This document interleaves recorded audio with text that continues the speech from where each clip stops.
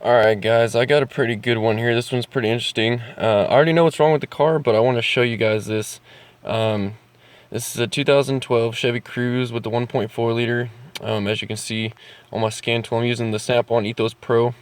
Got the car on. Just gonna go to my codes menu, and I'm gonna display the codes.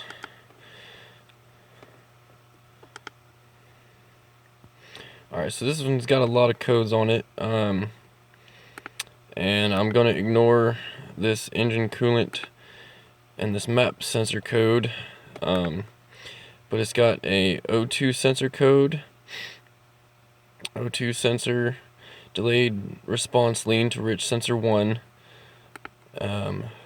system lean code, PO171, a idle speed high, test failed,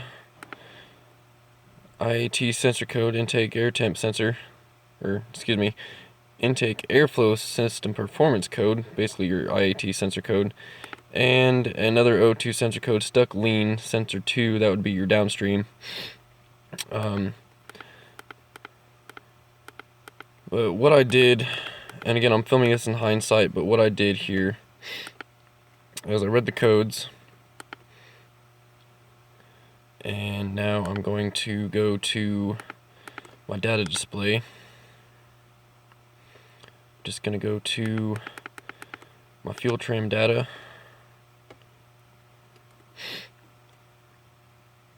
And I'm going to do a custom PID list just to make this process easier. So I'm going to look at my short-term, my long-term fuel trim. Yep, there's my O2s. I'm just going to look at those two, or excuse me, those four. And as you can see, got the key off, of course, but look at my long term, 32%. That's really high. So I'm going to start the car.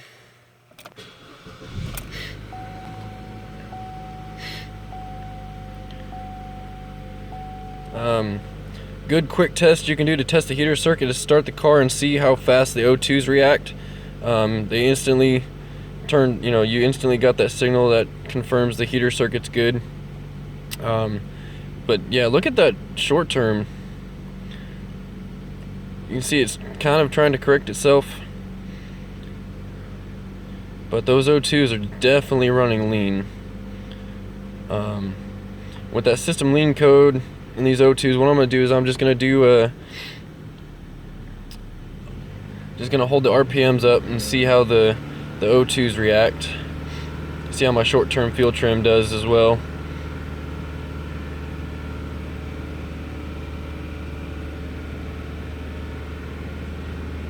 You see that I can't talk today. That short-term fuel trim reacting nice with the RPMs up. As soon as you let off the throttle, you see those O2s as well. See that short-term fuel trim went way rich. So let me show you what I found under the hood. Let me just pause this real quick. Okay, so instantly, I don't know if the camera's picking that up, but you can blatantly see, or not see, you can hear a vacuum leak. And get the scan data here. You see the scan data still running lean, or excuse me, rich. O2s are lean, short-term fuel trim's rich. Now, on these Chevy Cruzes, right here is a PCV valve that's integrated into the valve cover. And the vacuum leak is actually right here. If I plug this up with my thumb, you hear that instantly get better. Let me do that and I'll have you all in the scan data. Watch the scan data here. Watch my shirt turn. I'm gonna plug the hole. See, that's way rich. That's short term's at 35%. Let me plug this vacuum leak here with my thumb.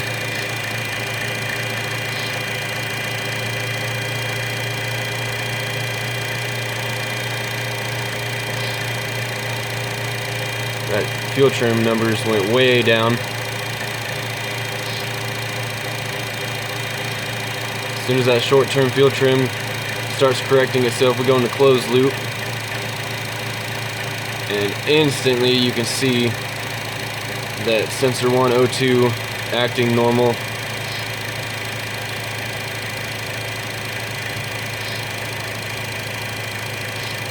If I hold this long enough, that short-term fuel trim is going to correct itself as well, or excuse me, that long-term fuel trim is going to correct itself as well. That's just the vehicle's memory. You see that short-term fuel trim going up and down past stoichiometric. The O2 sensor on sensor 1 is going up and down stoichiometric. That's what you want to see. So confirmed vacuum leak inside the valve cover, this integrated PCV valve. Again, I'll show you that right here.